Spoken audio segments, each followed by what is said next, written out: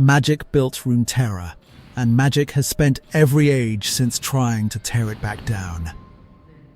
What follows is the complete timeline of that magic, from the first stars forged in the dark, to the buried gods sleeping under the ice, to the crystal-powered machines humming in a modern city that runs on power its makers barely understand. Don't forget to support us by hitting that subscribe and like button. Before we begin, one honest note for those of you who know the lore well. Runeterra keeps no calendar the way our world does. Its historians speak in ages and in memory, in what came before and what came after, and only rarely in fixed years.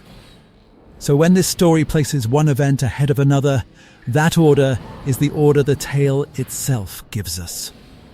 And the long silences between events are silences the world has chosen to keep. Settle in.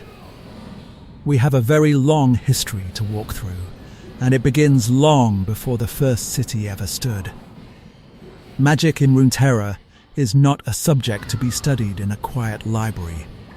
It is a raw force, woven through the ground and the sky and the water, older than any nation that would later try to tame it. In some places it pools thick as morning fog. In others it runs deep beneath the stone, patient and waiting. What matters most, across every age and every land, is a single lesson the world keeps teaching, and its people keep refusing to learn. Magic does not stay where you put it.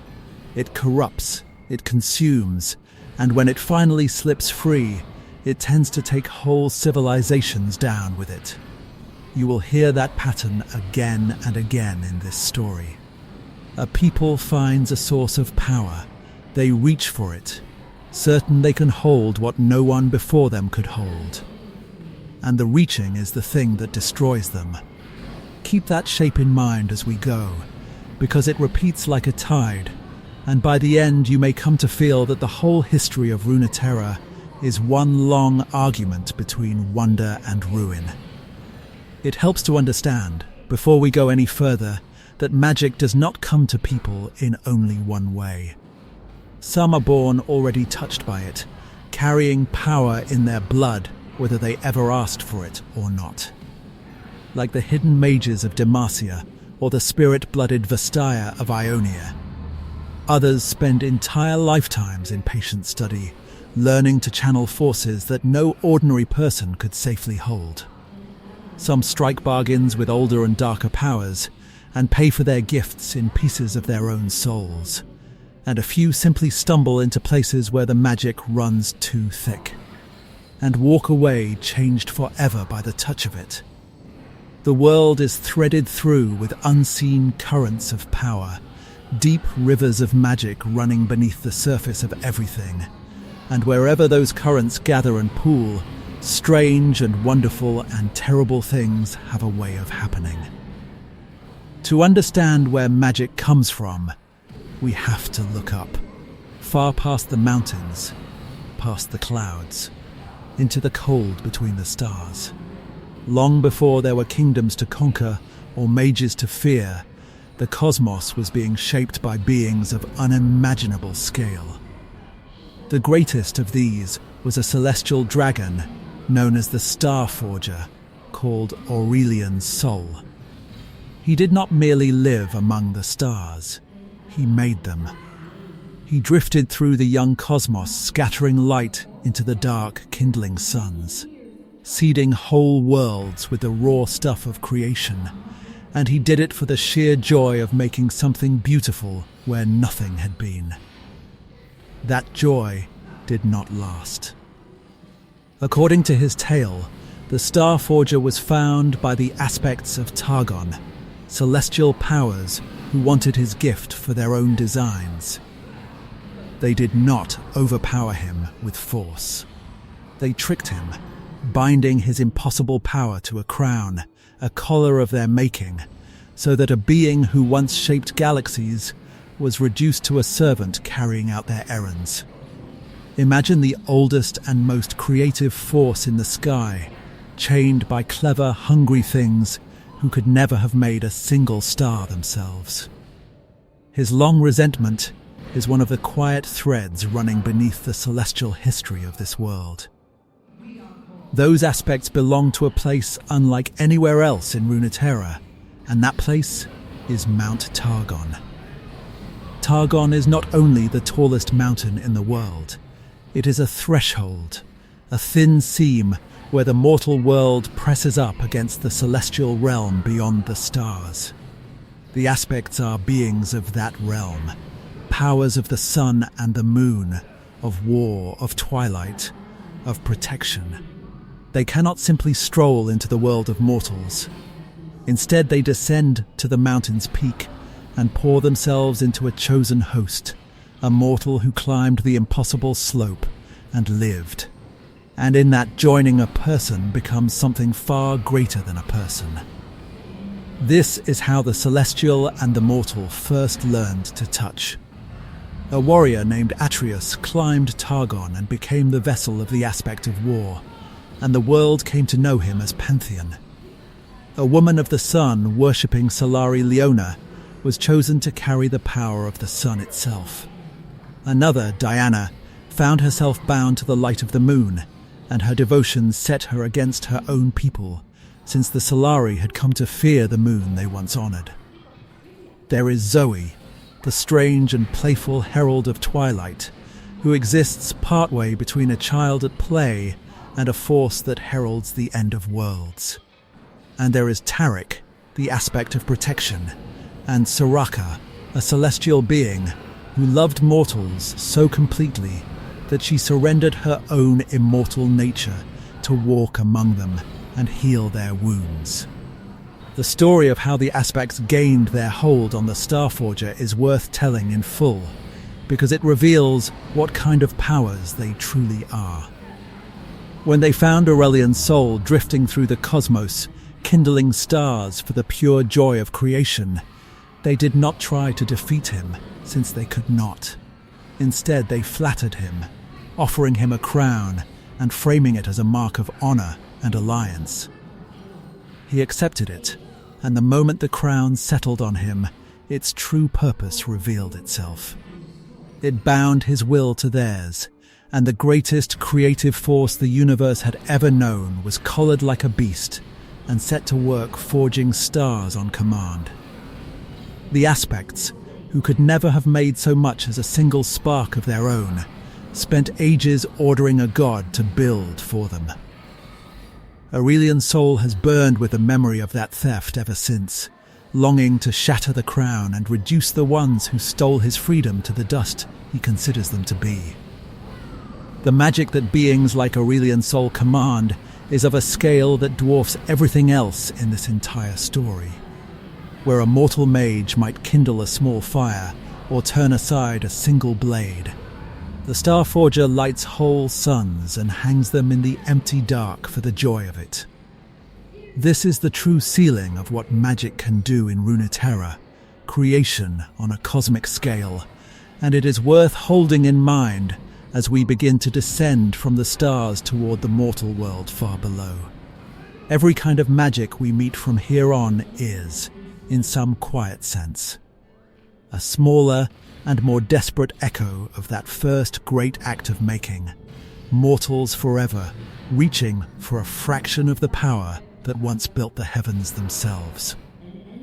The mountain the aspects touch has shaped two of the most bitter human faiths in the world, and their quarrel plays out in the light of the sun and the moon. At the base of Mount Targon dwell the Solari, who worship the sun as the single true source of light and order, and for many generations they held total power over the mountain's slopes. There had once been a rival faith, the Lunari, who revered the moon and believed that some truths only reveal themselves in darkness, but the Solari had hunted them nearly to extinction. Diana was raised a Solari, yet the moon called to her, and when she uncovered the buried truth of the Lunari faith, the elders of her order condemned her as a heretic. In the confrontation that followed, the cold power of the moon filled her completely, and she struck down the elders who had judged her, becoming the living champion of a faith the Solari had tried to erase. Her counterpart, Leona, carries the radiant power of the sun, chosen to embody the very light the Solari worship. The two women stand as living halves of a cosmic argument older than either of them, the endless disagreement between the sun and the moon over which light shows the world as it truly is. Even the aspects themselves can be killed, and the fate of the aspect of war proves it. That aspect chose a mortal named Atreus as its host, and together they fought as Pantheon, a warrior whose spear and shield seemed to carry the weight of the heavens. Then, the darkened Aatrox crossed his path, and in that meeting, Aatrox did the unthinkable, destroying the aspect of war itself and snuffing out the celestial fire that had lived inside Atreus. The god died, but the man did not. Atreus survived the death of the very power that had defined him, and through nothing but stubborn human will he dragged himself back to his feet and rekindled a spark of that fallen fire on his own terms. He became a pantheon who is no longer a vessel waiting to be filled, but a mortal who wields a dead god's weapon by his own choice, which in a strange way makes him more formidable than he ever was before. Not every aspect wears the face of a warrior or a judge. Zoe is the aspect of Twilight, the herald and messenger of Targon, and her appearance in the world is never a small or idle thing. Behind the look of a carefree, playful child hides a being who announces the great turning points of the cosmos, the rare moments when everything is about to change. When Zoe arrives somewhere, it means the celestial powers have turned their vast attention toward the mortal world, and that something enormous, for good or for ill, is on its way. The realm she comes from is immense and cold, and mostly indifferent to the small struggles of mortals below, which is precisely what makes those rare moments of its attention so dangerous when they come. What all of this tells us is important, and it sets the tone for everything that follows. The very first magic in Runeterra's story comes from above, from being so vast that mortals can only hold a sliver of their power, and even that sliver reshapes a life entirely. The celestial realm is the high ceiling of the world's magic, distant and cold and beautiful. But the more dangerous magic, the kind that would raise empires and then bury them, was already sleeping much closer to home, down in the bones of the world itself. Because scattered across Runeterra, hidden and half forgotten, lie objects of such power that a single one can rewrite the map of the world. These are the world runes. Think of them as fragments of raw creation, splinters of the same force that Aurelian's soul once used to kindle stars, now buried in the earth of a mortal world that was never built to contain them. One world rune, wielded by one hand, can raise a mountain range where there was flat plain, sink a coastline beneath the waves, or split a continent along a new and jagged seam. In the deep past, powers that history barely remembers went to war using these runes. The details are lost to us, worn smooth by uncounted ages, but the evidence is written into the land itself. Coastlines that end too suddenly, deserts where legend says green fields once grew, seas that sit where cities are said to have stood. The geography of Runeterra is, in part, the scar tissue of ancient magical wars fought with weapons that could edit the world like a page. Whole civilizations were unmade in these conflicts, and the survivors inherited a world physically rearranged by the fighting. The reason the world runes are feared above any spell or artifact is that they are not really tools at all. When an ordinary mage casts a spell, they shape magic through their own will and skill, staying in control of the power they channel. A world rune does not work that way. To use one is to open a raw channel to unfiltered creation. A torrent of power so far beyond any mortal frame that it does not so much obey the wielder as pour straight through them, burning them away like a thin wire carrying far too much current. The rune does the reshaping. The person who wields it simply provides the crack it flows through, and then they are gone. This is exactly why even the wisest and most disciplined mages cannot be trusted with one, because discipline was never the problem. No vessel ever made is large enough to hold that much power and live. One figure understands this danger better than anyone alive, and his name is Rise. He is a mage of enormous power and unnaturally long life, and he carries a burden that has hollowed out everything else in his existence. As a young apprentice, Rise studied under a revered archmage named Tyrus, a man he trusted completely. Then Tyrus came into contact with the power of a world rune, and that power hollowed him out and consumed him from the inside, turning a wise teacher into something monstrous that Rise himself was forced to put down. The lesson burned itself into him. No one, however wise, however careful, can safely wield that much raw creation. So, Rise made his life into a single task. He wanders the world, tracking down the scattered world runes one by one, and he hides them where he prays no one will ever find them again.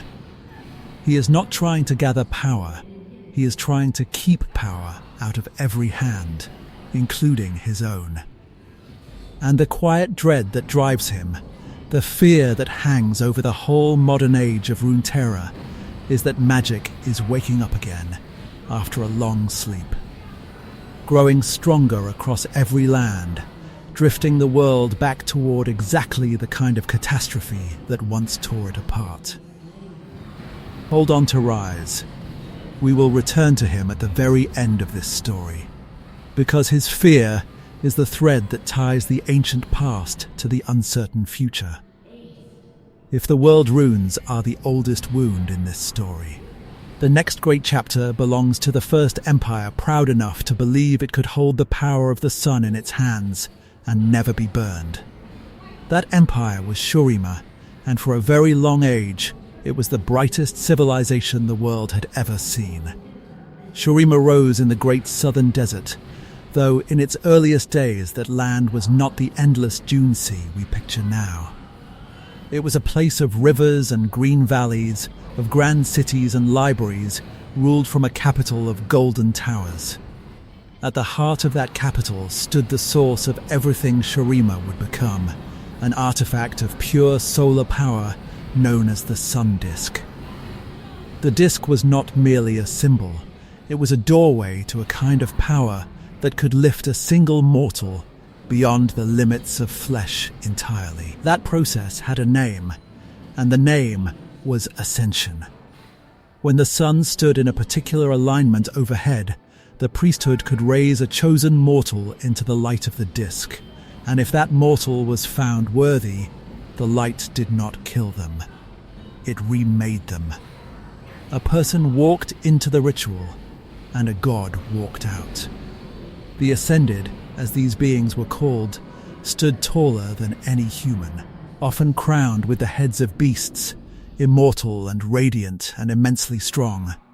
They became Shurima's guardians, its generals, and in time, its rulers. Two of the most famous Ascended were brothers who rose together, and their story runs like a crack straight through the Empire's history.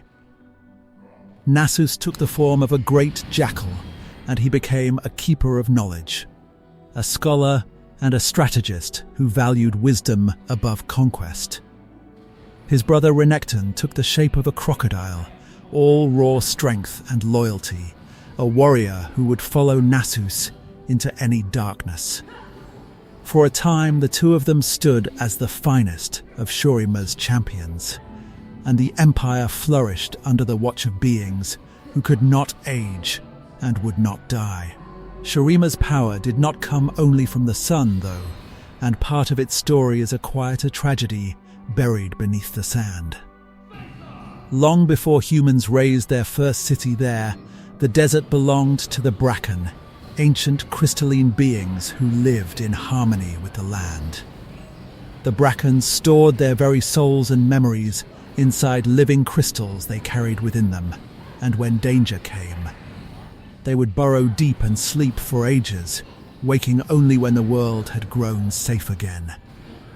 Those soul crystals held tremendous magical power, and as Shuriman civilization grew, its people learned to prize them, tearing the crystals from the Bracken to fuel their own magic. Countless Bracken were slaughtered for the gems that held their souls, and Skarna is one of the last of them. A great crystal scorpion who woke into a world that had plundered and forgotten his entire kind. Even at its height, Shurima's magic was built in part on the graves of an older people.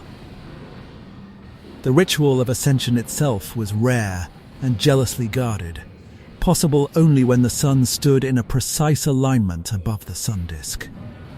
A candidate deemed worthy would stand in the focused light and either be raised into godhood or be burned away entirely, and the priesthood chose those candidates with enormous care. This made the ascended few in number and immense in power, a handful of living gods holding up an entire civilization, which meant that the fate of Shurima rested on a knife's edge whenever the ritual was performed. That fragility is exactly what a single betrayal would exploit. At its height, Shurima was the wonder of the world. Its influence reached across the whole of the known lands, its scholars and its ascended sharing knowledge and magic that lesser peoples could barely imagine. Trade flowed along its roads, water ran green through its great works in the middle of the desert, and the common people lived their whole lives under the protection of beings who could break armies single-handed. To be Shuriman in that golden age was to stand at the very center of civilization itself. It is precisely because the empire climbed so impossibly high that its fall would echo for thousands of years afterward, since the greater the height, the longer the shadow a thing casts when it finally comes crashing down. That golden age lasted for centuries, but no age lasts forever, and Shurima's ending is one of the most bitter betrayals in the whole history of this world. It centers on the last emperor, a man named Azir, and the person he trusted most. Azir was born to the throne, but raised alongside a slave-born boy of extraordinary intelligence named Zirath.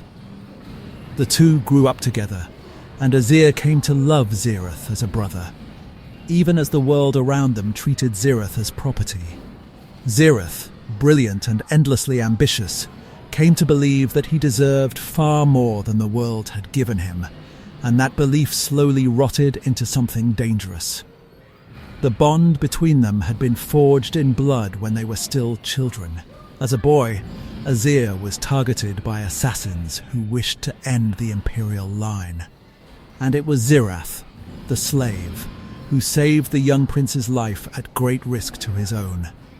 That act should have earned Zirath his freedom, and Azir swore that one day it would.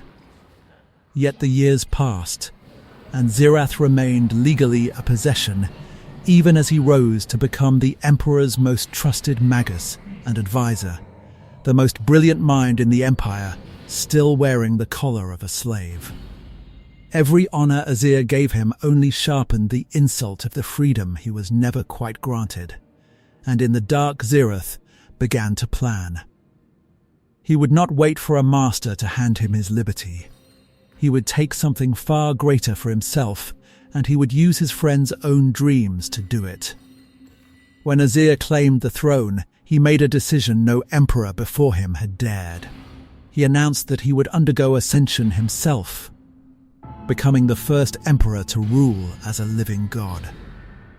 On the appointed day, the court gathered, the sun disk waited, and Azir stepped forward into the light. And that is the moment Zirath had been waiting for his entire life.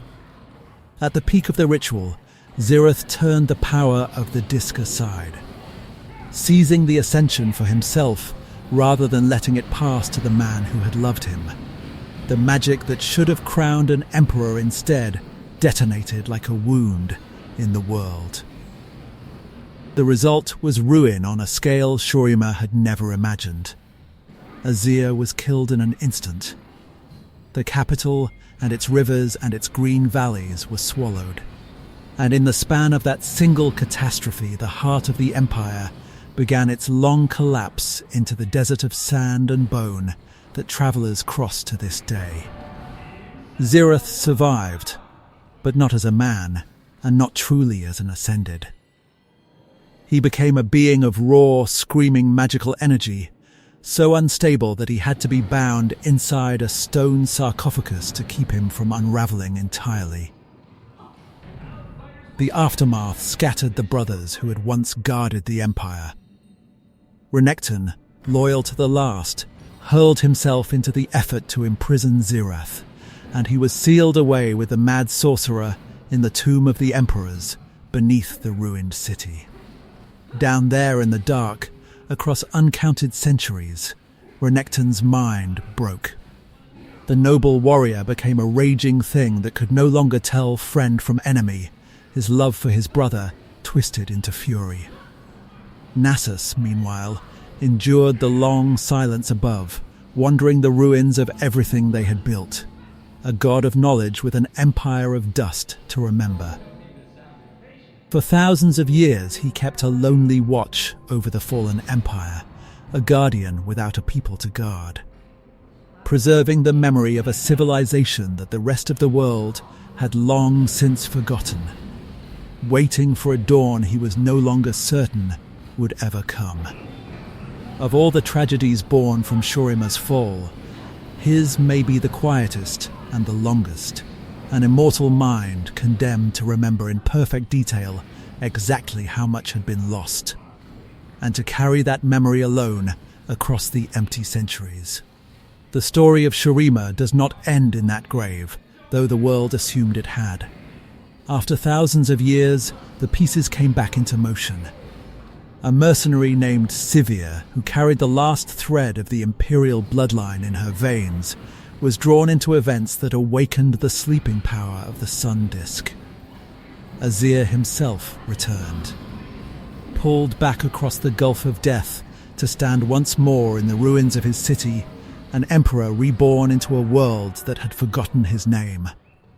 Shurima began, slowly, to rise again from the sand.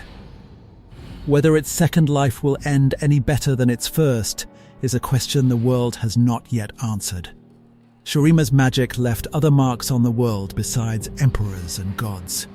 Its ancient tombs are riddled with traps and curses laid down to guard the dead, and those who disturb them rarely walk away unchanged. Cassiopeia, a noblewoman hungry for power, broke into one such tomb and was transformed by the magic guarding it into a serpentine creature, beautiful and venomous, caught forever between woman and snake. Sadder still is the tale of Amumu, said to be a lonely child bound in bandages and cursed to wander for all eternity, whose slightest touch brings sorrow and whose endless search for a single friend has already outlasted entire civilizations. The empire crumbled long ago, but its curses are patient, and they are still collecting their due from anyone careless enough to go searching for Shurima's buried gold.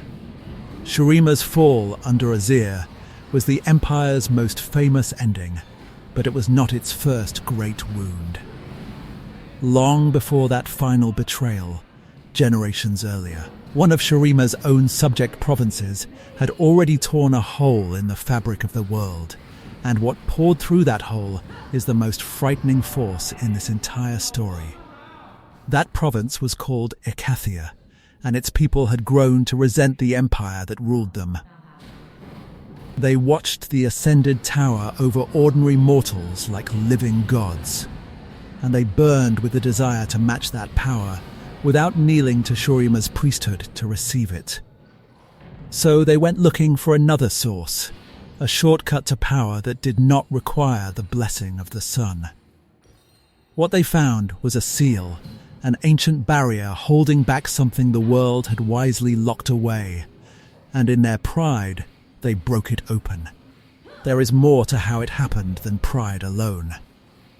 When Acacia's resentment finally boiled over into open rebellion, Shurima answered by sending its ascended host to crush the uprising, and against those living gods the rebels had no real hope of victory. Cornered and staring at annihilation, the Acacians made the most desperate choice in the whole history of the world.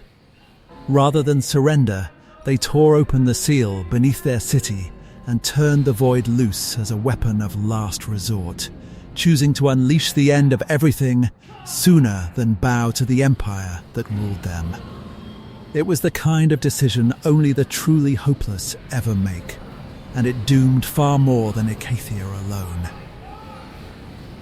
Beyond that seal was the void. The void is the hardest thing in Runeterra to describe, because it is not a place so much as an absence, not a power so much as a hunger.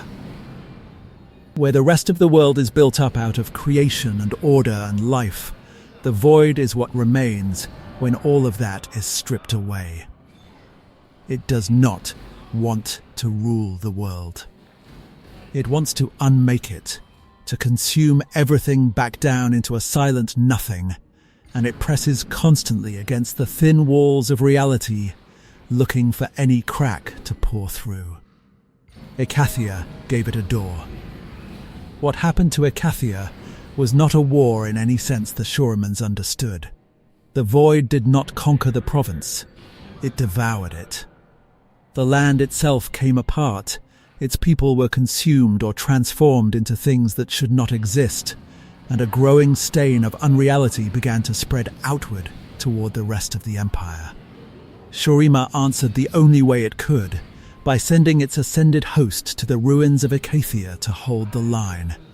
The fighting there was so terrible that some believe it planted the seeds of an even greater catastrophe still to come, one that would turn the Empire's own gods against the world. The void never truly went back behind its seal.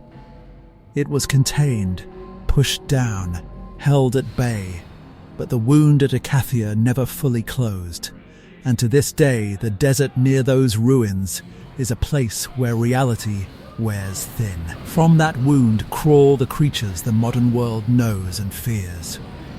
There are the ravenous horrors, all teeth and impossible geometry, beings like Cho'Gath that grow larger with every life they consume. There are the Watchers and the Probes, like the many-eyed Vel'Koz, who does not simply kill but studies, unmaking things to understand exactly how they come apart. The void wears other shapes of hunger as well, each one a different way of testing the world for weakness. There are the Hunters, like Kha'Zix, a creature built around a single relentless drive to adapt, growing new and deadlier forms with every strong opponent it devours, forever chasing the next prey worthy of the effort. There are the Burrowers, like Rek'Sai, a great blind terror that swims unseen beneath the sand and feels the world through vibration alone, erupting from below to drag whole caravans down into the dark. And there is Kog'Maw, a strange and almost pitiable thing, a bottomless mouth that consumes everything in its path with a mindless, innocent appetite. As though the void had made a child whose only thought is to eat. Every one of them is learning, in its own way, exactly how the living things of this world are put together, and exactly how to take them apart. And there are the mortals caught in the void's orbit, whose stories give the horror a human face. Kassadin walks willingly into the void's domain, armed and armored, on a desperate mission to protect his daughter from what lurks there. Malzahar hears the void as a chorus of voices and believes, with the calm of a true prophet, that its coming is not the end of the world but its salvation.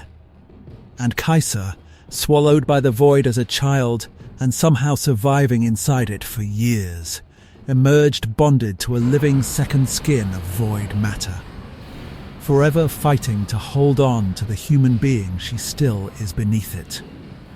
Kaisa's story is the one that lingers, because it is not really the story of a monster at all. A child fell into the void and, against all reason, did not die. She survived that lightless unmaking by adapting to it, letting a living carapace of void matter fuse itself to her skin until it became the only reason she still drew breath.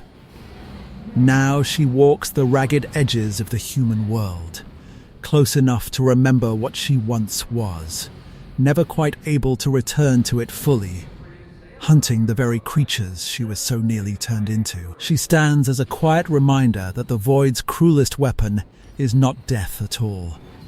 It is what it makes of the ones it does not quite manage to kill.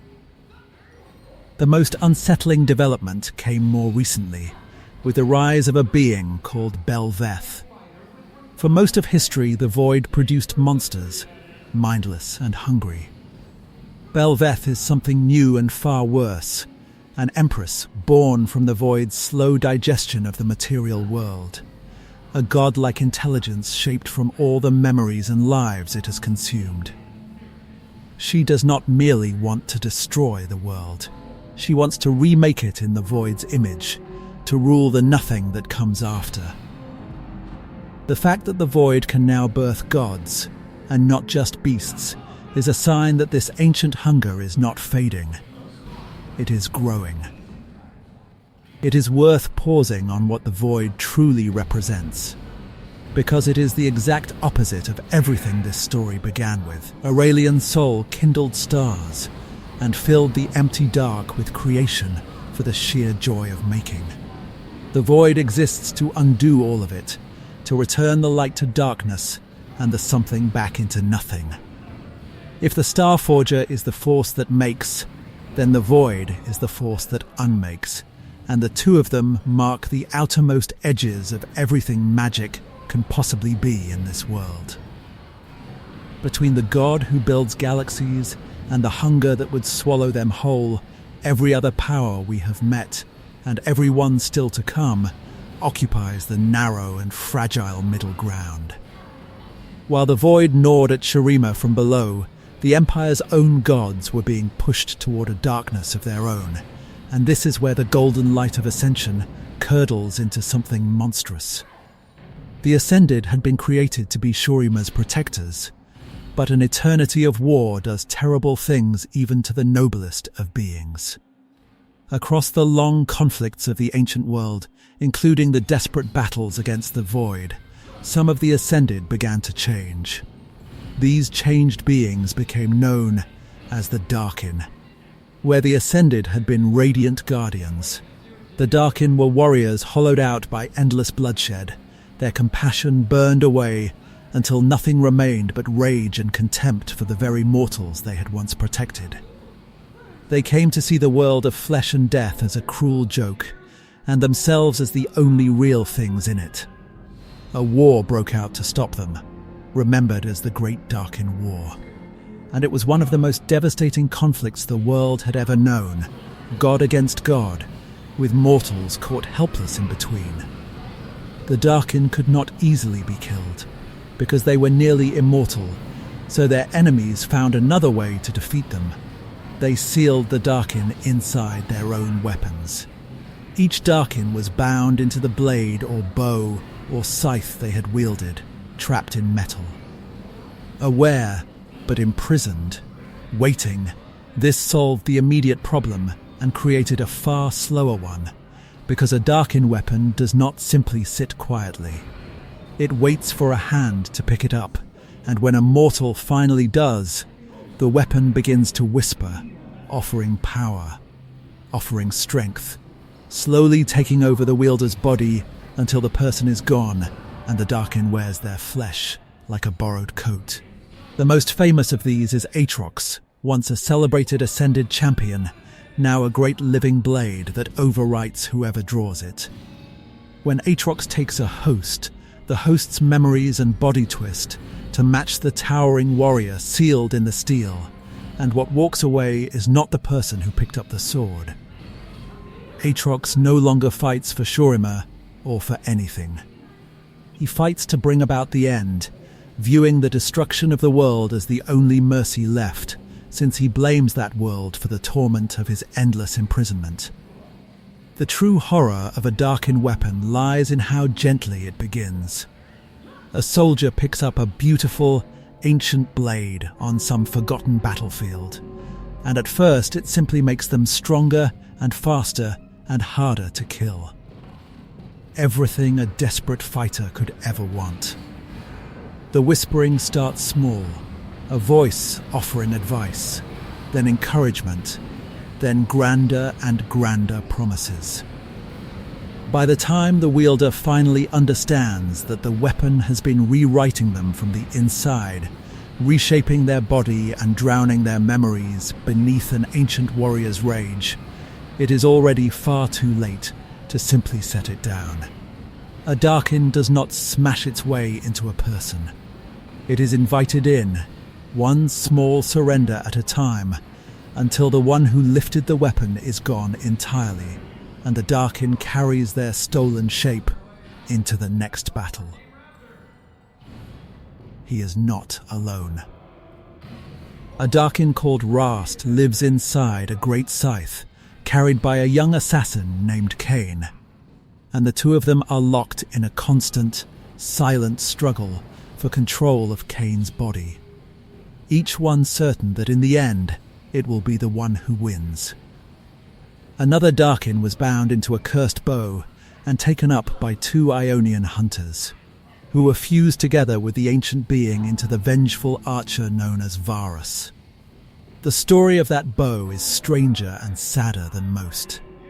The Darkin within it had been sealed away and hidden inside an Ionian temple, guarded across many generations so that no living hand would ever draw it. Then, two young hunters, who loved each other, desperate and grieving amid the horrors of the Noxian invasion, broke the seal in a frantic bid to save one another from death. Both of them seized the weapon in the same moment, and the Darkin poured into them at once, fusing the two lovers and the ancient monster into a single tormented creature. Varus is not one soul, but three crammed into one body. The two humans clinging to their love and their memories, while the Darkin strains to burn them both away and take the flesh entirely for itself. And more recently, the world learned of Naafiri, a Darkin who broke the usual pattern by manifesting not as a single towering warrior, but as a pack of hounds, a hunting spirit spread across many bodies. The Darkin weapons are surfacing again across Runeterra, and every one of them is a piece of Shurima's ruined glory, still hungry, still waiting for a hand. If the buried gods of Shurima wait beneath the burning sand, then at the opposite end of the world, beneath a very different kind of grave, something even older and colder has been waiting far longer. To find it, we travel north, to the Freljord, a land of glaciers and endless winter, where the ice hides a threat that makes even the Void's servants seem young. The Freljord's oldest secret is a group of beings known as the Watchers. They came from somewhere beyond the living world, and like the Void, they were drawn to creation not out of curiosity, but out of appetite, wanting to reach into the warm world of the living and still it into cold and silence forever. Whether the Watchers and the Void are truly the same kind of horror is something even the world's scholars cannot fully agree on. But their goal was the same: to unmake what life had built. The Watchers were stopped, though the how of it is a story wrapped in betrayal. They were frozen in place beneath the Freljord, locked into the ice as the frozen Watchers, held in a prison of magic that has endured for thousands of years. The power used to bind them is tied to one of the strangest substances in all of Runeterra, a magical ice called true ice. True ice never melts, no matter the heat around it, and it holds within it a cold, pure power that a rare few have learned to wield. The war that stopped the Watchers was one of the most desperate struggles the world has ever forgotten. A great host of the Freljord's tribes, led by its strongest warriors and armed with the power of true ice, fought to drive the invaders back into the dark beneath the world. Those mortals who could channel true ice without being consumed by its cold became known as the Iceborn, warriors whose very blood carried a splinter of that ancient power, letting them wield frozen magic as easily as a blade. The Iceborn bloodlines endured long after the war, and their descendants still walk the Freljord today, most of them never guessing what their ancestors once held back. The final act of that war sealed the Watchers beneath the ice, but victory came at a terrible price, and the ones who paid it most were the three who had led the fight. At the center of the Freljord's ancient history stand three sisters, and their falling out shaped everything that came after. Avarosa and Cyrilda were leaders who fought to protect their people from the coming dark. Their sister Lysandra, remembered by later ages as the Ice Witch, made a different choice. She fell under the sway of the Watchers, or perhaps chose to bargain with them, and she betrayed her sisters to serve that alliance. When the plan to imprison the Watchers was set in motion, Lysandra survived where her sisters did not, and she has been alive ever since. That is not a figure of speech. Lysandra has extended her own life across thousands of years, outliving every generation of the people she once knew, all so that she can keep watch over the frozen prison she helped create. She tells herself she does it to keep the Watchers contained, and there is truth in that. But she has also spent those endless centuries manipulating the tribes of the Freljord from the shadows through her order, the Frostguard, bending history toward her own ends. She is a jailer who has half become a monster herself, guarding a door she once helped to build. The Freljord is not only a land of buried horrors, though, it is also home to some of the oldest living gods in the world. Demigods born from the raw magic of the land itself. There is Orn, a reclusive smith who tends an eternal forge deep in the mountains, shaping wonders and asking only to be left alone. There is his brother Volibear, a storm given the shape of a great bear, wild and furious, who embodies the old ways of war and demands worship through blood and battle. And there is Anivia, the Cryophoenix, a being of living ice who dies and is reborn again and again from her own frozen egg, an eternal guardian of the balance. The bond between the two brother gods has curdled into something bitter across the long ages. Orn wishes only to work his forge in peace and to watch mortals build and craft and slowly better themselves, while Volibear despises all of that as weakness and demands that the old savage ways of blood and storm be honored above everything else. Their quarrel has grown into open enmity, god against god, with the tribes of the Freljord caught between a deity who would have them build and one who would have them tear it all down. Volibear's most devoted worshippers, the fierce Ursine, cling hardest to those old ways, revering raw strength and the fury of the storm, a living reminder that the Freljord's most ancient magic has always had teeth. Not every trace of the Freljord's magic is ancient and terrible, though, and some of it survives in small and gentle places. A boy named Nunu, searching the frozen wastes for his lost mother, befriended a lonely yeti called Willump, and the bond between them stirred an old and playful magic that let their shared imagination shape the living snow into whatever they could dream. Their story is a reminder that the power of this land is not only a weapon, but a wonder, capable of kindness as easily as cruelty. In a darker corner of the same tundra, the trolls found themselves a king, when a cunning brute named Trundle claimed a throne carved from true ice, a prize handed to him by Lysandra herself, which quietly bound the trolls into the Ice Witch's endless scheming. The mortal Freljord that fights and freezes today descends from those ancient sisters. The line of Avarosa runs down to Ashi, a war mother who dreams of uniting the scattered tribes through peace. The line of Cyrilda runs to Sejuanani, who believes only strength and the old brutal ways can keep her people alive. And behind them both, still hidden, Lysandra's Frostguard keep their long vigil over the ice. The tribes war with one another over land and honor, never guessing that far below their feet, the thing their ancestors died to imprison is beginning, very slowly, to stir. The prison that has held for 10,000 years is not as solid as it once was. From the coldest grave in the world we turn now to the one that reaches out to claim the living, because there is a place where death itself was turned into a weapon, and the wound it left has never stopped bleeding. This is the story of the Ruination, and of how a paradise became the most haunted place in Runeterra. Long ago there was an archipelago known as the Blessed Isles, and it deserved the name. It was a sanctuary of knowledge and healing, protected from the outside world, home to scholars and to an order of guardians who kept its secrets safe. At the heart of the Isles lay a source of profound power, sometimes called the Waters of Life, a magic capable of preserving and restoring what should have been lost.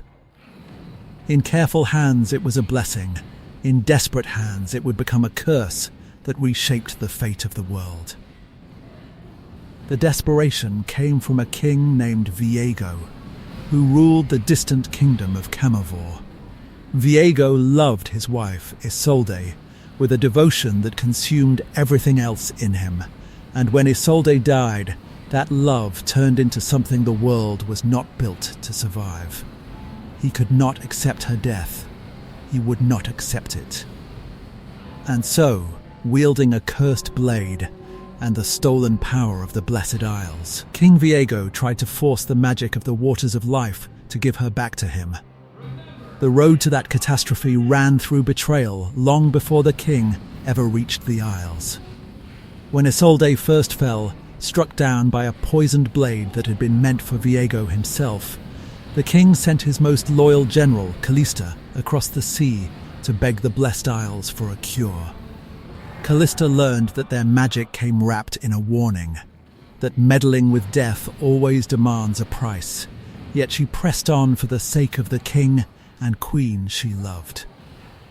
By the time she returned, Isolde was already gone, and in the grief and rage that swallowed the court, Callista was betrayed and cut down by the knight Hecarim, slaughtered alongside her soldiers on the very shore she had crossed the sea to reach. From the death magic that would soon flood the world, Callista rose again as a spectre of pure vengeance, bound forever to hunt down traitors for any soul desperate enough to swear a pact with her. Callista's murder was only the first betrayal, and Viego's answer to it dragged the whole world down. He would not accept his queen's death, and so he marched his army to the Blessed Isles and forced their keepers at the point of a sword to bend the Waters of Life to his will. The guardians of the Isles understood the horror of what he demanded, since to tear a soul back from death by force is to break something that was never meant to break. But the king could not be reasoned with. With the cursed blade in his hand, the weapon that history would remember as the blade of the ruined king, Viego wrenched the sacred magic toward a resurrection it was never built to perform. What he unleashed instead was the Ruination. The magic did not resurrect Isolde. It detonated, a wave of raw death magic that rolled outward across the Blessed Isles and killed everyone and everything it touched, then refused to let them stay dead. The scholars and guardians and every living soul on the Isles were torn from life and bound into a horrible undeath. The green and golden sanctuary blackened and twisted into the place now known only as the Shadow Isles, and from it rose the black mist, a creeping fog of death that drifts out across the sea to drag the living into the same fate. The ruination created a whole gallery of the damned beyond Callista and her killer, souls warped by that single moment into the spectres that haunt the Isles to this day. Hecarim, the very knight whose treachery had doomed Callista, was himself caught in the wave of death magic and twisted into a spectral rider fused forever with his ghostly steed, charging down the living out of a bloodlust that death only sharpened. There is Karthus, who did not fear the ruination but welcomed it, seeing in undeath a kind of transcendence, and who now sings the world toward its own ending. And there is Ledros, a devoted knight who lost the woman he loved to the catastrophe, and lingers on as a hollow shadow of the man he was, still reaching for a love the mist took from him. Most sinister of all is Thresh, a warden of the Isles who, even before the ruination, was a cruel and grasping soul. In the chaos, he became a collector of the living, a patient torturer who gathers souls into his lantern and savors their suffering across the long, empty centuries. And against all of them stands Yorick, the last survivor of the Isles' old order still clinging to his purpose, a lonely gravedigger who walks the ruined land trying to lay the restless dead to rest, one soul at a time, in a place where the dead never stay down. There is one more figure worth naming, because she carries the heartbreak of the whole tragedy. When Isolde died and the ruination tore through the Isles, a small sewing doll that had belonged to her was caught in the magic and given a strange half-life of its own. That doll became Gwen, a living thing born from the same catastrophe that damned everyone else, carrying a spark of Isolde's gentleness into a world of horrors, fighting the mist rather than serving it. She is a small, warm light in the darkest corner of the map, proof that even the ruination could not corrupt absolutely everything it touched. The black mist itself is the truest horror the ruination left behind, because it refuses to stay on the Isles where it was born. When it rolls in thick across a distant shore, the recently dead do not rest quietly in their graves.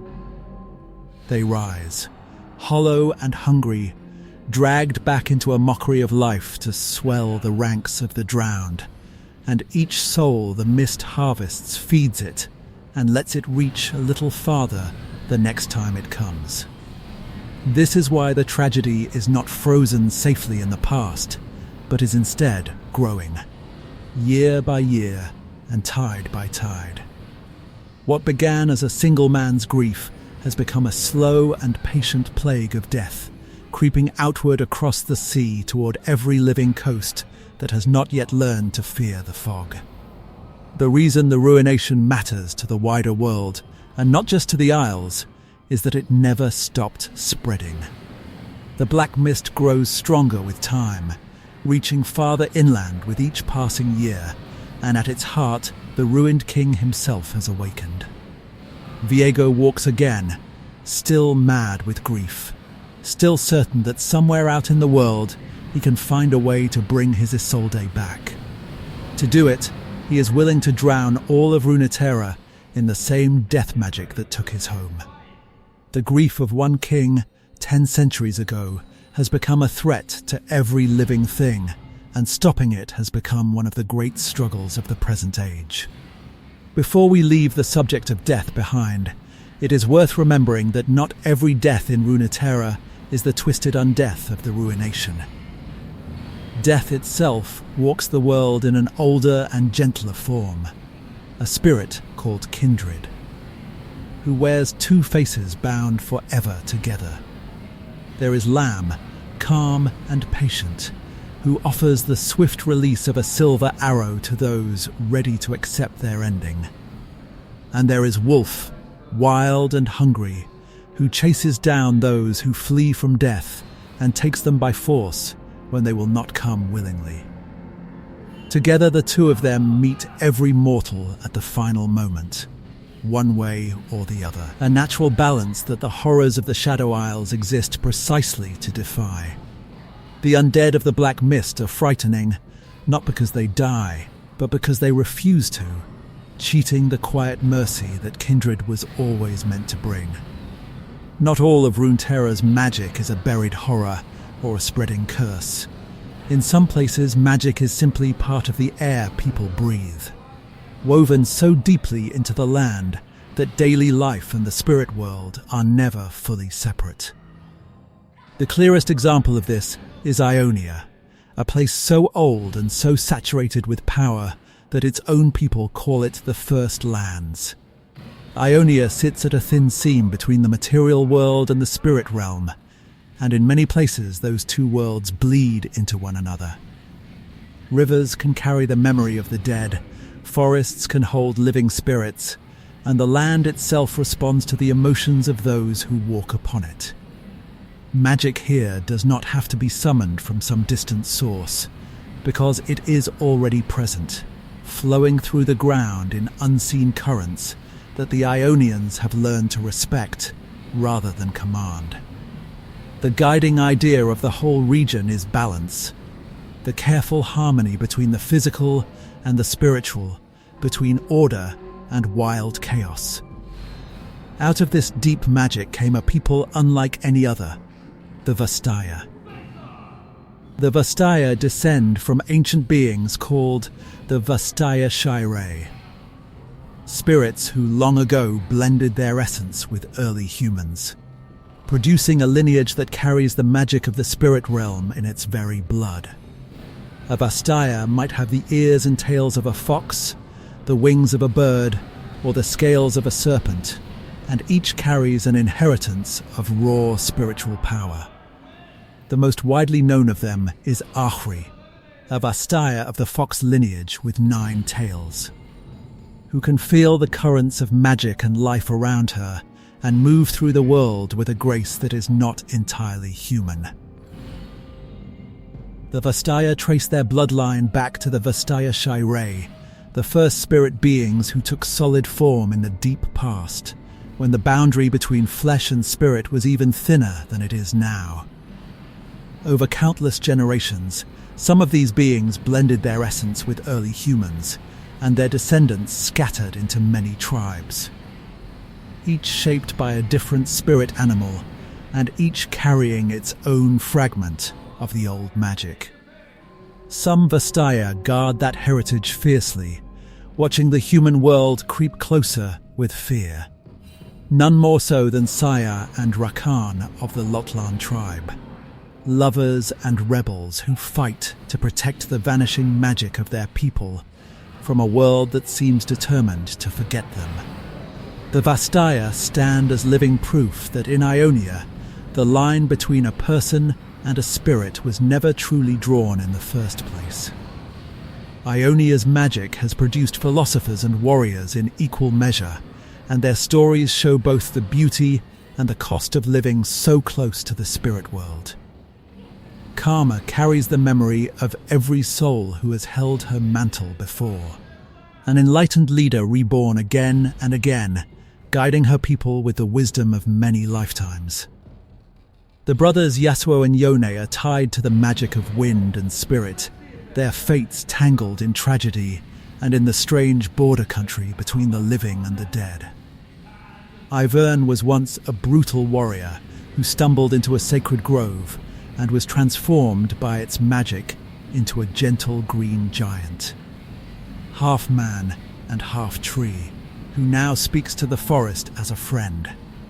In Ionia, even the art of combat is treated as a spiritual discipline, a way of touching the magic of the world rather than merely a means of violence. The Kinku Order, led by the Watcher Shen, exists to guard the balance between the physical and spirit realms. walking the narrow path between them and passing judgment on anyone who threatens to tip that balance too far. The nearly lost art of Wuju, a fighting style built on perfect unity of body and spirit, survives in Master Yi, one of its last living practitioners, who carries the weight of a tradition that Noxus tried to wipe out. That legacy did not die with him, though, because he took on a gifted and mischievous student named Wukong, a being of the wilds who inherited the discipline of Wuju and now carries it forward into a new age, proof that even a tradition brought to the edge of extinction can find its way into unexpected hands. And when the invasion came, the land itself seemed to answer through its defenders. None more striking than Aurelia, a young dancer who learned to command a whirl of floating blades through the living magic of her homeland, turning her grief into a weapon raised in her people's defense.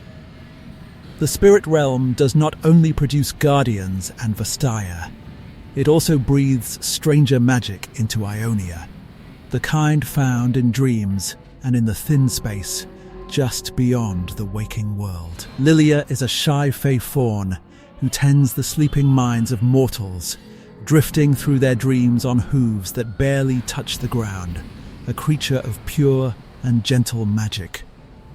Darker things live in that same borderland, though, masked spirits of malice, drawn to the cruelest impulses in a person's heart, can cross over to haunt the living. And it was one of these that killed the swordsman Yoni and hurled him back across the threshold as a half-spirit, doomed to hunt the very demons that had taken his life.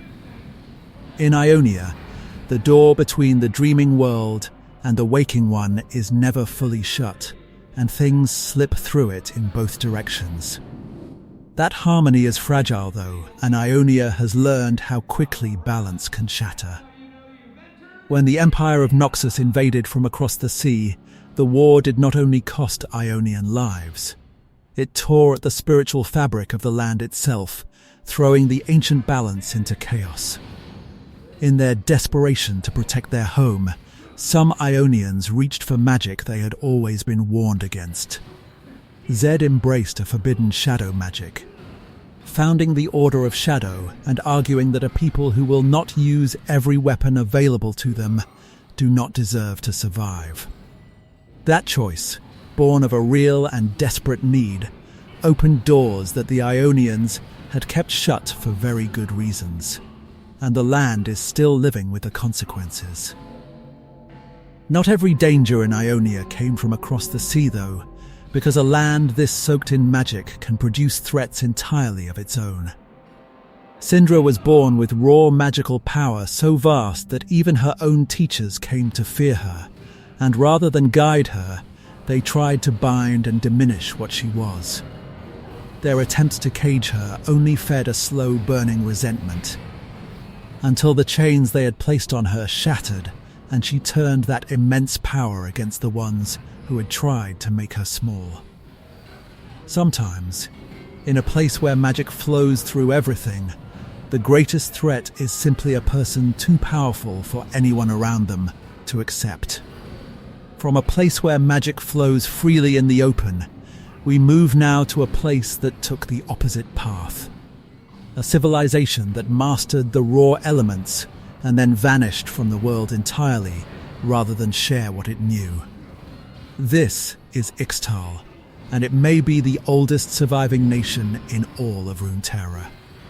Ixtal lies hidden deep in the jungle, ruled from a concealed city called Ixaokan, and its people are masters of elemental magic.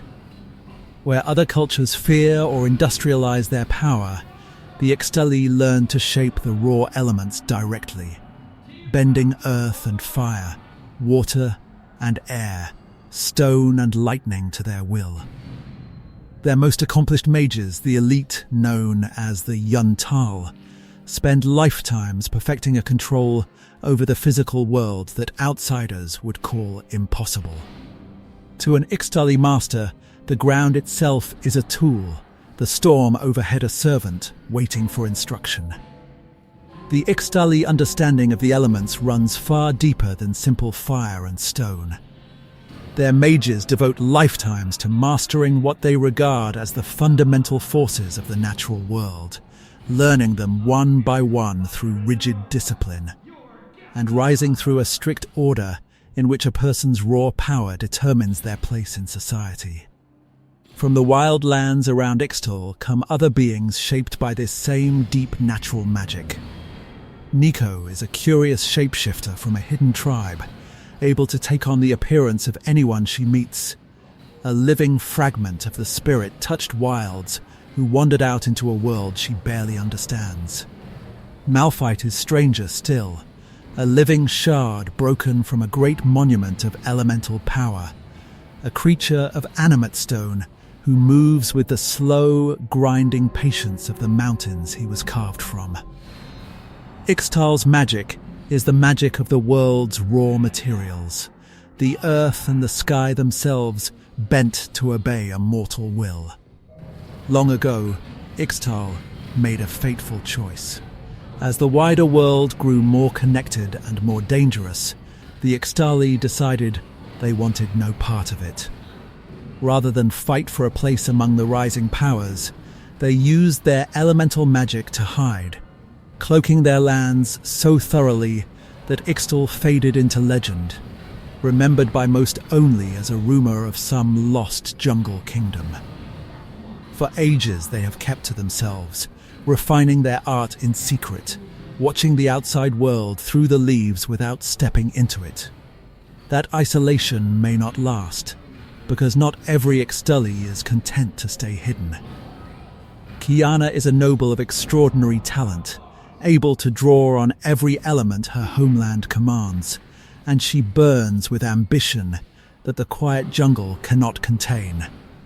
She dreams of revealing Ixtal to the world and taking her place as its ruler, of trading centuries of careful secrecy for glory and power on the wider stage.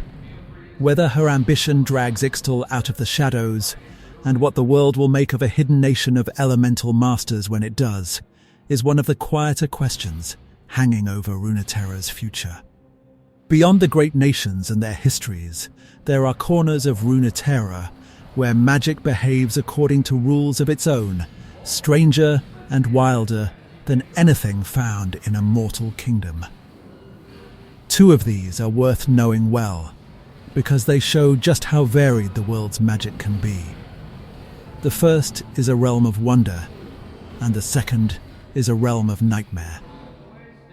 The realm of wonder is Bandle City, a place tied to the spirit world and home to the Yordles. Yordles are small, magical, and effectively immortal, native to a bright and whimsical corner of the spirit realm that most mortals will never see. They are creatures of curiosity above all else, and that curiosity regularly draws them across the boundary into the material world, where they wander among humans as inventors, tricksters, guardians, and explorers. A Yordle can slip between worlds in a way no human can, carrying a spark of that spirit realm's wonder wherever they go. The Yordles who cross over show just how wide their nature can stretch.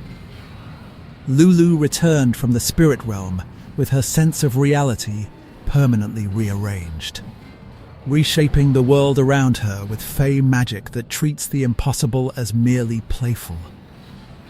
Vhagar studied sorcery so intently and dwelt on darkness so long that he willed himself into becoming a tiny master of evil, more endearing than terrifying, yet wielding real and dangerous power. And Heimerdinger, perhaps the most consequential Yordle of all, brought his boundless genius into the human world and helped lay the intellectual foundations of the great city of Piltover, which ties this whimsical little people directly to the most important magical revolution of the modern age. Bandle City itself stays a mystery to nearly everyone in the mortal world, a place reached by no ordinary road, appearing only to those the Yordles choose to guide there. Because Yordles do not truly age or die the way mortals do, A single one of them might wander the material realm for centuries, gathering stories and trinkets and the occasional lifelong friendship with a human who never quite realizes their small companion is effectively immortal. Some of them shoulder burdens far heavier than their size would suggest, like the dauntless Poppy, who carries an ancient hammer and a quiet, stubborn belief that even the humblest soul can be the one to carry the fate of a kingdom. The Yordles remind the world that magic is not only terror and ambition and buried gods. Sometimes it is simply wonder, walking around on two small feet. The realm of nightmare could not be more different, and it reveals something unsettling about how magic and emotion intertwine. Runeterra is home to beings called demons, and these are not the demons of old superstition. A demon of Runeterra is a spirit realm entity born from a single concentrated human emotion, and it survives by feeding that emotion back on itself, growing stronger every time it makes a mortal feel the exact feeling it embodies. They are, in a sense, emotions that have grown hungry and learned to hunt. Each demon is the living distillation of one dark feeling.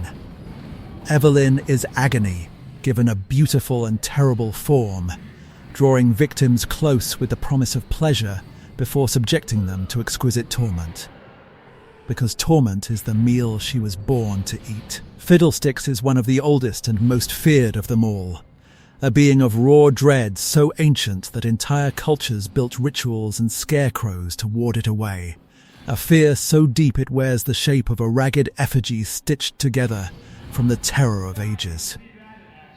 Nocturne is the living substance of nightmares, a darkness that hunts through the world of dreams. And Tahm Kench embodies greed and gluttony, a smiling river devil who offers desperate people exactly what they crave, then collects a price far greater than they ever meant to pay. What the demons teach, in their horrible way, is that magic in Runeterra is not only elemental or celestial or drawn from ancient artifacts. It can be born from the mind itself, from grief and fear and want, crystallizing raw human feeling into something that walks and hunts and hungers. In a world this soaked in magic, even an emotion can become a predator. These demons are older than any human kingdom, and they do not age or truly die, which makes them nearly impossible to be rid of once they set their sights on a place. The most immortal can usually manage is to drive one off for a while, never to end it for good. Nocturne is a fitting example, a living darkness that slips into the world of dreams and feeds on the terror it finds waiting there. A nightmare that hunts the sleeping and grows fat on their fear. What makes the demons so insidious is that they need no army and no invasion to work their harm. They need only a frightened, grieving, or greedy heart, and there has never once been a shortage of those. In that sense, they are the most patient predators in all of Runeterra, lingering just out of sight for the worst moment in a person's life, then arriving at the exact instant that person is least able to refuse them. Everything we have walked through so far, the celestial dragons and the buried gods, the void and the darkin, the frozen watchers and the drowned isles, forms the deep past that the modern nations of Runeterra inherited. Those nations grew up in the ruins of all that ancient power, and they learned very different lessons from the wreckage. Some of them looked at what magic had done to the world and decided it must be caged. Others looked at the same history and decided that magic was simply a resource waiting to be used. This split defines the modern age. The kingdom that chose to cage magic is Demacia, a proud and orderly realm founded in part as a refuge from the magical devastation of earlier ages. Its people carry a deep and abiding distrust of magic, viewing it not as a gift, but as a danger that has toppled every civilization foolish enough to embrace it. Demacia built its identity around discipline, law, and above all, safety, and it found a way to make that safety physical. That way is a remarkable material called petricite. Grown from a special kind of tree, petricite has the rare property of absorbing and dampening magic, drinking in nearby power and holding it inert. The Demacians learned to build with it, and their capital is woven through with the stuff, its walls and towers, and the great protective structures all laced with petricite, so that magic cannot easily take hold within the city. The famous white architecture of Demacia is not only beautiful, it is a cage, a whole civilization engineered to smother the very force the rest of the world runs on. To enforce this order, Demacia relies on a body known as the Mage Seekers, whose task is to find, register, and detain anyone born with magical ability. In Demacia, a person does not choose to be a mage any more than they choose the color of their eyes, and yet to be discovered as one means losing your freedom. Mages are hunted down and locked away, treated as threats to be contained rather than citizens to be protected. This creates a quiet cruelty at the heart of a kingdom that thinks of itself as noble, and it has produced some of the most tragic and explosive figures in the modern world. Chief among them is Silas, a man born with the ability to absorb and briefly wield the magic of others. Because he was born poor and a mage both, Demacia treated him as doubly dangerous, and he spent years chained in a lightless cell for the crime of what he was. When he finally broke free, he did not flee. He rose up, gathering other hunted mages to his side, and igniting a rebellion aimed straight at the heart of the kingdom that had caged him. Silas argues that Demacia's whole idea of order is a lie built on the suffering of people like him, and the uprising he leads threatens to tear the kingdom apart from the inside. The tragedy runs through the nobility too. Lux was born into a respected Demacian family, and also, in secret, born with a gift for radiant light magic. She has spent her life hiding what she is, terrified that the mage seekers who serve her own society would take her away if they ever learned the truth, forced to smile at a system built to imprison her. Her situation is made crueler still by her own family. Lux's brother Garen is one of Demacia's most celebrated soldiers, a man who has given his whole life to the very ideals that would see his sister imprisoned, or worse if her secret were ever exposed.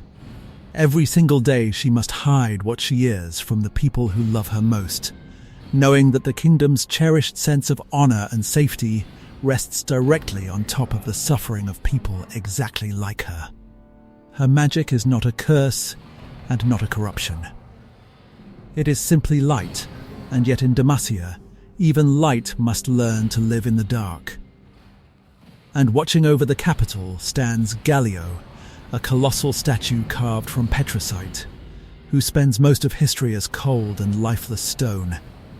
Only when enough magic gathers nearby does Gallio drink it in and stir to life, a guardian who exists precisely because Demacia expects magical threats, before falling still and silent once the danger passes. There is a deep irony buried in Demacia's history, one most of its magic-fearing citizens would rather not examine too closely. The kingdom's very founding is tangled up with two beings of immense magical power, the winged sisters Kael and Morgana, born of a mortal father and a mother touched by celestial fire. Kael became a righteous and unbending judge, wielding divine flame to burn away the wicked without hesitation, while her sister Morgana came to sympathize with ordinary, flawed mortals and chose mercy over cold justice. The clash between them, judgment against compassion, helped shape the very ideals Demacia was built upon. The nation that now hunts and cages its own mages was founded in the shadow of two winged demigods wielding precisely the kind of power it has spent generations teaching its people to fear. Demacia has never truly made peace with the magic buried in its own bones. While Demacia spent its strength trying to smother magic, another pair of cities did the opposite, and in doing so, they may have changed the world more than any kingdom of swords ever could. Those cities are Piltover, the gleaming city of progress perched above, and Zaun, the crowded undercity churning below. Between them, they gave birth to the single most important magical development of the modern age, the moment magic stopped being the gift of a chosen few and became a technology anyone could hold. That technology is called hextech, and the idea behind it is deceptively simple. For all of history, magic had belonged to those born with the talent for it, or to ancient beings far beyond mortal reach. Hextech changed the rules by refining raw magical crystals into a controllable power source, then building machines that could channel that power on command. Suddenly, a person with no magical gift at all could wield magical force simply by operating a device. Magic became something you could manufacture, sell, and install, and Piltover exploded into a boomtown of invention on the strength of it. The story of hextech is bound up with two brilliant and very different men. Jace was an inventor who believed hextech could be a tool to protect and uplift people, a defender's technology. Victor, his one-time partner, came from the hardship of the Undercity and dreamed of using the same power to transcend the weaknesses of the human body itself, to lift humanity beyond sickness and frailty through what he called the glorious evolution. Their partnership, and the ways it fractured, sits at the center of the modern age's most consequential magical revolution, and the collision of their two visions carried a cost that neither of them fully intended. Beneath Piltover's shining promise lay Zaun, where the same hunger for power took a darker and more desperate form. Denied the clean wonders of hextech, the Undercity developed its own answer in chemtech, a brew of chemical and biological augmentation that could grant strength and transformation at a terrible price to body and mind. The most notorious product of this was Shurima, a glowing drug that grants surges of monstrous power while it hollows out the person who takes it. Where Piltover's magic came wrapped in polished brass, Zaun's came in needles and fumes, and the gap between the bright city above and the poisoned city below became one of the great fault lines of the modern world. That fault line runs through a whole generation of figures shaped by this new industrial magic. Echo is a young genius of the Undercity who built a device capable of bending time itself, folding minutes backward to undo his mistakes. Jinx and Vi are sisters torn apart by the violence between the two cities, one becoming an agent of chaos, and the other a fist of the law above. The younger of them, once a bright and anxious girl named Powder, was broken by loss and slowly remade into Jinx, an unpredictable and explosive force who turned her real genius for machines into pure destruction. It is a story with no true villains in it, only people ground down by the widening gulf between the shining city and the poisoned one beneath it. Each small choice reasonable in the moment and catastrophic in the sum of them. Through them, the age of hextech reveals its true nature. It did not only give the world a new kind of power, it gave ordinary people the ability to wield forces that once belonged to gods, and it left them to wrestle with everything that comes after. Zaun's chemistry bred horrors that put a face to the Undercity's desperation. A brilliant and utterly amoral chemist named Singed spent his life pushing the limits of what flesh could be made to survive, and one of his creations turned a man into Warwick, a hulking beast of chemtech and rage, whose human mind half drowned beneath the hunter's instincts grafted into him. The trade in Shimmer, meanwhile, was ruled from the shadows by figures like Silco, who saw in the glowing drug not merely a poison, but a source of power and defiance for a Zaun he dreamed of freeing from Piltover's control. Down in the Undercity, magic and chemistry and pure desperation blur together so completely that it becomes impossible to say where one ends and the next begins. The new magic did not stop at building machines. It began to reshape the human body itself. In Piltover, a noblewoman named Camille traded away much of her own flesh for hextech augmentation, becoming an elegant and lethal living weapon, more machine than woman, and entirely at peace with the bargain she had made. Victor went further still, coming to see the frail human body as a kind of prison, and dreaming of freeing all of humanity from it through what he called the glorious evolution, replacing weakness with cold machinery, one piece at a time. Between the polished augmentations of the wealthy above and the desperate chemtech of the poor below, the line between a person and the magic they carried was starting, very quietly, to dissolve. The sheer scale of what hextech unleashed is hard to overstate. Piltover raised great hex gates that could move goods and travelers across enormous distances in the space of a breath, transforming the city into the beating heart of the world's trade almost overnight. Every convenience and every weapon that hextech produced deepened the world's hunger for refined magical crystals. And that hunger carries a cost the wandering mage Rise would recognize in an instant. For the first time in all of history, magic was no longer rare, no longer sacred, and no longer feared. It had simply become something you could buy, and a world drowning in cheap magical power is exactly the kind of world that gave birth to the oldest catastrophes in this entire story. Between the kingdom that cages magic and the cities that industrialized it stands a third great power with its own approach entirely.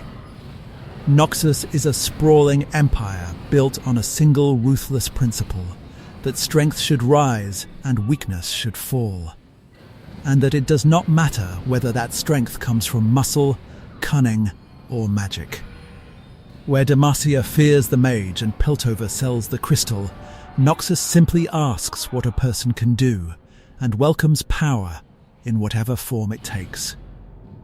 That openness makes Noxus a place where magic operates freely, but it also makes it a place where magic can hide in plain sight and pull strings unseen. For behind the visible throne of the Empire works a secret order of mages known as the Black Rose, and they have been shaping Noxian history from the shadows for a very long time. The Black Rose does not seek an open crown. It prefers to guide events quietly, placing its agents close to power and steering the Empire toward ends that serve its own hidden designs. At the heart of that order is a sorceress called LeBlanc, and she is one of the most slippery figures in all of Runeterra. She can create copies of herself and step from one body to another, which means no one can ever be entirely sure which LeBlanc they are speaking to, or whether the LeBlanc of today is even the same being who founded the Order generations ago. She has haunted Noxian politics for so long that the line between the woman and the myth has dissolved, a mage who rules by making sure no one ever quite sees her rule. Not everyone in Noxus bends to the Black Rose, and the Empire's ruler embodies the way even its leaders swim in dark, magical waters. Swain rose to become Grand General of Noxus, but his return to power came at a price, sealed through a bargain with a demon named Rom. That pact cost him his arm, and gave him something stranger in return, a demonic sight and power that let him see the hidden threads moving through his empire. Swain now works to root out the very Black Rose whose kind of shadow magic he himself has embraced, a leader fighting hidden sorcery with sorcery of his own. The dark magic tangled through Noxus runs far deeper than any living schema, all the way down to the Empire's earliest foundations. In the age before Noxus took its modern shape, a warlord named Mordekaiser conquered vast stretches of the world through raw brutality and a terrifying mastery of death magic. When at last he was struck down, his command over death let him refuse oblivion itself, and he carved out a grim dominion within the realm of the dead, ruling the souls he had gathered and plotting across centuries to break back into the world of the living and conquer it a second time. His old fortress, the Immortal Bastion, still stands at the very heart of Noxus, a monument to the death magic that helped build the Empire. Other ancient things stalk Noxian high society, hiding in plain sight. Vladimir is a master of hemomancy, the magic of blood, and his life stretches back thousands of years to a time before Noxus existed at all.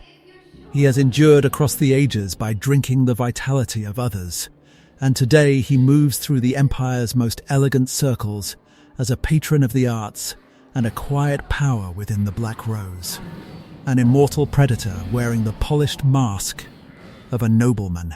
And on Noxus's battlefields marches Zaun, a legendary warrior who died in glorious combat long ago and was dragged screaming back from death by dark magic, reanimated into an unkillable weapon that fights on for an empire which would not grant him the mercy of staying dead. Noxus, for all its talk of honest strength, turns out to be one of the most magically tangled powers in the world. There is one more tradition of magic worth walking through before we reach the present day, and it is unlike any of the others, because it does not come from the sky or the earth or a crystal, but from the restless and untamable sea. To find it, we sail to Bilgewater, a lawless port city sprawled across a chain of serpent-haunted islands, where the ocean itself is worshipped as a living god. The people of Bilgewater's deepest traditions, the Buhru, revere a vast and ancient entity called Naga Kaboros, understood as the Mother Serpent, the embodiment of life, motion, and the endless churning force of creation. This is not a god of temples and stillness. It is a god of movement, of the will to press forward and consume and grow, as untamable as the tides. Its priesthood carries that force into the world, and the most striking of them is Illaoi, a towering priestess who wields a great golden idol and uses the god's power to test the souls of those she meets, tearing the spirit loose from the body to see what a person is truly made of. The sea gives, and the sea takes, and Bilgewater's magic carries that same double edge. Pike was once an ordinary harpooner who drowned in the black water of the depths, and something down there refused to let him simply die. He returned changed, a vengeful spectre of the deep, hunting down those who profit from the suffering of the docks and dragging them into the dark. The ocean around Bilgewater is full of such half-drowned power, a place where the boundary between the living and the deep is thin and treacherous.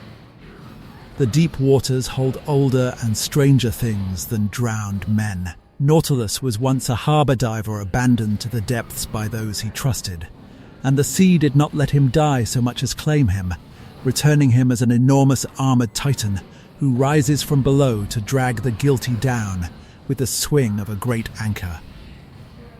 Fizz belongs to the ocean in a different way entirely, an amphibious trickster from the reefs who serves the whims of some deep and ancient power, appearing and vanishing like a breaking wave. And out in the open water swim the great sea serpents themselves, monstrous beasts whose dangerous hunting built the port's entire fortune, their bones and teeth carved into the charms and blades that Bilgewater lives and dies by. Here the sea is never merely scenery.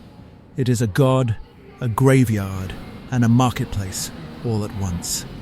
and it demands its due from everyone who sails upon it.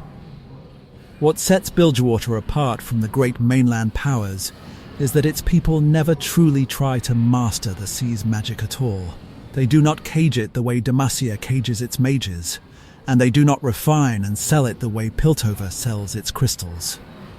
They bargain with it, they respect it, they make their offerings to it, and they accept that the ocean will take whatever it wishes no matter what they do. In a world crowded with nations that tried to command magic and were destroyed for the attempt, there is a strange, quiet wisdom in a people who simply learn to live alongside a power far greater than themselves, bowing to the tide rather than wasting their lives trying to hold it back.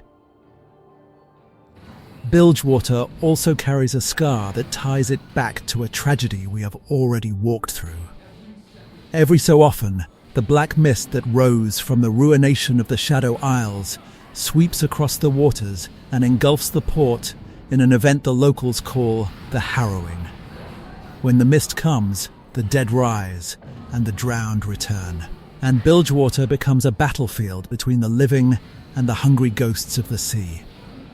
In this way, the ancient grief of a distant king reaches all the way to a modern port city, proof once again that in Runeterra, no catastrophe ever stays sealed in the past. The old magic always finds its way to the present. We have travelled from the first stars in the void of space, all the way down to a drug-choked undercity and a haunted port, across ages so long they blur into legend. Now we arrive at the present, and the present is where all of these separate threads begin, quietly and terrifyingly, to pull tight at the same time. Because the great truth of this age is that magic is waking up. For a long stretch of history, much of Runeterra's deepest magic lay dormant, sealed or sleeping or forgotten, and the world grew almost comfortable pretending the old horrors were finished. That comfort is ending. Across every land, the ancient powers are stirring back to life at once, and the timing does not feel like coincidence to those wise enough to notice it. The buried gods are turning in their graves, and the ground is beginning to shake. Consider how many of these threats now move at the same moment. In the Shadow Isles, the ruined king has awakened, and his black mist reaches farther every year, hungry to drown the world in death. Out in the Shurima wastes, the wound at Icathia still festers, and the void has begun to birth intelligences like Belveth that dream of unmaking creation itself. The darkened weapons are resurfacing, each one waiting for a hand to corrupt. Beneath the Freljord, the Watchers press against a prison that has held for 10,000 years and no longer seems eternal. Any one of these would be the crisis of an age. They are all rising together. What frightens the wisest observers most is not any single one of these threats, but the way they seem to feed one another. The more magic stirs in one corner of the world, the more it seems to wake in another, as though the whole of Runeterra were a single sleeping body beginning to twitch its way back toward wakefulness.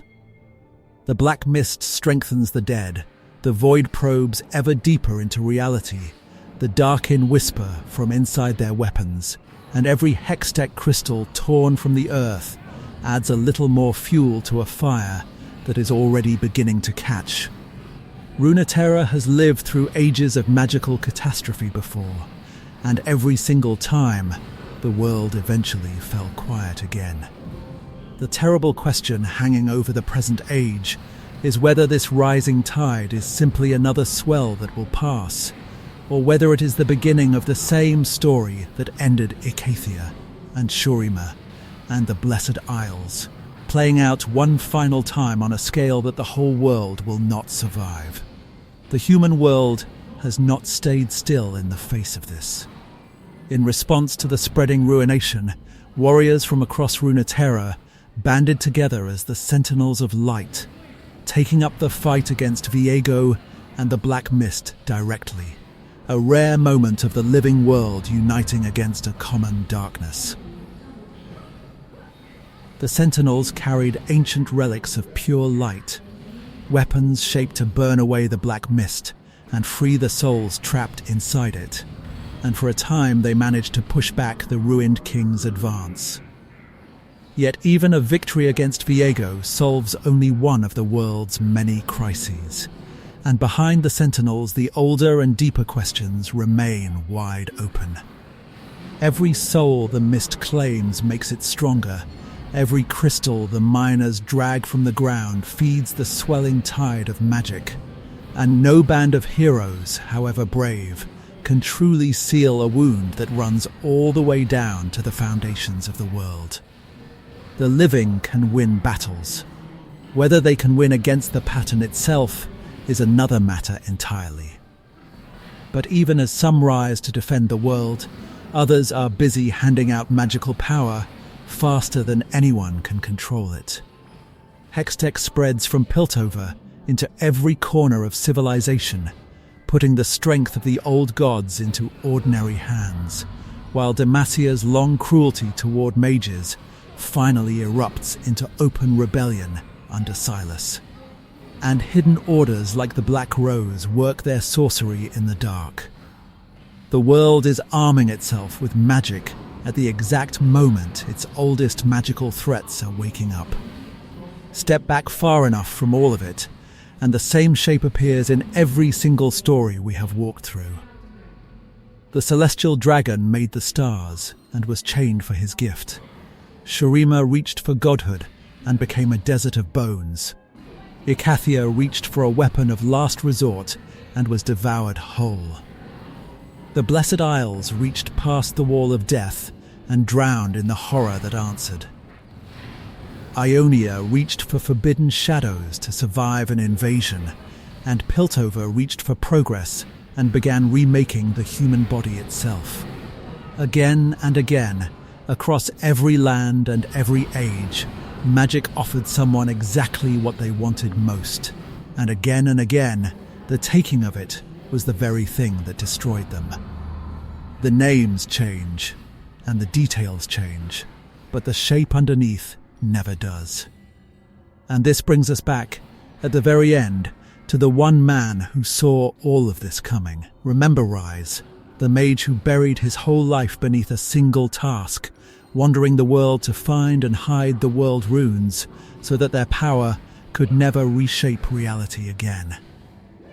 Rise has lived long enough to recognize a pattern that shorter lives cannot see. He watches the magic rising across every land, the buried gods stirring, the crystals mined and sold, the seals wearing thin. And he feels the world tilting back toward the same edge it fell over in the deep past. His fear is simple, and it is the fear this whole story has been building toward. Magic made Runeterra, raising it up out of starlight and raw creation. And every single time a people reached out to seize that power for themselves, the reaching unmade them, from Icathia to Shurima to the Blessed Isles. Empire after empire swallowed by the very force that had lifted it high. Rise believes the world is drifting toward that reckoning once more. That the reawakening of magic is not a wonder to celebrate, but a tide that has drowned everything it ever touched, now rising again. Whether he is right is the question Runeterra has not yet answered. The buried gods stir, the seals weaken, and the crystals hum in the hands of people who do not fully understand them. The same wheel that has turned through every age of this world, wonder followed by ruin followed by silence, may be beginning to turn again, and no one alive can say for certain how this turning will end. What we can say is that the story of magic in Runeterra has never truly been a story of spells and power. It has been a story about the same temptation offered over and over across 10,000 years, the promise that this time, at last, someone will be strong enough or wise enough to hold the fire without being burned. So far, no one ever has. And somewhere out in the quiet, a very old and very tired mage keeps walking, burying the fire piece by piece, hoping the world will not go looking for it again. That is the complete timeline of magic in Runeterra, from the first star kindled in the dark to the last rune buried in the deep, a history stretched across 10,000 years and shaped, at every turn, by the same restless force.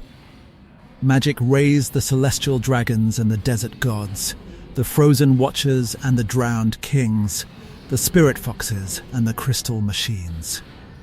And it has quietly outlived every single one of the empires that believed they had finally mastered it.